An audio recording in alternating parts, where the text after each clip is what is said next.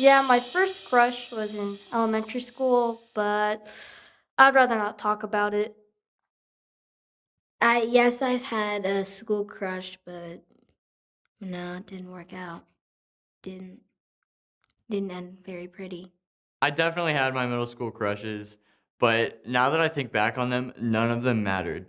Yes, quite a few. I've had two boyfriends in the time I've been in high school. Yes, multiple times. I've always had school crushes, but they never tend to work out. No, I'm at an old boys school right now, so I have no problems with that. I don't have time for it. Well, I think it's one, I'm too young. My dad says I can't have a boyfriend until I'm in college, but my mom says it's okay. So I'm kind of confused right now. It's very confusing. You know, once you hit middle school and crushes start to happen, everybody's confused. You're not the only one. Some of the feelings you're having are new for the first time. And you may have looked at someone and had not thought twice about them all throughout elementary, and then all of a sudden that person is like the love of your life. So that's why you don't want to take it too seriously. It changes. You're changing. It's supposed to change. In middle school, you shouldn't worry about who you're dating because it literally doesn't matter. Because you get to high school and you're like, oh my God, that was so embarrassing. In middle school, you're gonna be, oh man, I really wanna go out with her. You don't even know what that means in middle school. I mean, I remember I asked this girl out and we dated for 2 days. It was like the biggest thing ever, and then we broke up. Everyone was like, whoa, 2 days? That's a long time. Like, in high school, it's completely different. Like, you'll be going out with someone for like a year or 6 months or forever. Alexandra and Evan both talked about how, you know, school crushes in middle school, by the time you get to high school, you're like embarrassed that you ever felt that way. You don't even relate to that anymore. And that's the thing to keep in mind, is have the ability to not take it too seriously and laugh at yourself. You don't know who you are yet. You're figuring that out for yourself. And that's the time that you do. That's the time that you decide, okay, this is for me and this isn't. And you don't always know right off the bat. For me, I didn't really want to date in middle school because I had this fear of my parents driving me to a date and my date's parents driving, and then like our parents talking while we're on a date. That just terrified me. But in high school, it's different because people can drive and people are a lot more chill about it. So I say if you like someone, just go talk to them. Middle school, you think you're dating, and then in high school, it kind of becomes real. But by the time you get to high school, it makes sense that those relationships are a little more serious. You know, they're about something because you know yourself better. You know who you are, to some extent. As far as girls, there's a lot of fish in the sea, so I mean, I just move on to the next one. I think you should always focus on your grades first, but then there's plenty of time for girls. Just become friends with them first and really see if y'all have good chemistry, and then if you're ready to move up a level, see if y'all both on the same terms. I mean, if you like the girl, then go for it. Just don't let it control your life. Don't let it be the biggest thing.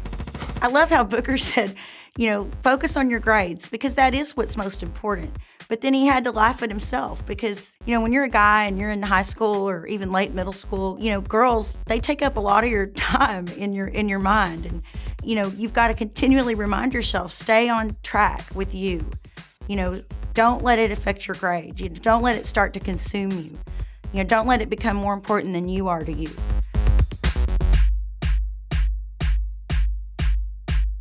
You know, don't like completely shut down whenever they walk by. Be like, you can't look at me. Be like, hey, ask them about things they like. Maybe they're into the same stuff as you. You never know. But all you have to do is go for it. I'm still working on that myself. You know, whenever you just go for it, whenever you just ask them out or let them know that you like them, it gives you courage. You know, you've overcome your fear. You've overcome the illusion that this person is so amazing that you can't even talk to them. You're finding out who you are. You're growing in relationship with yourself. You're not going to let fear be the reason you don't do it.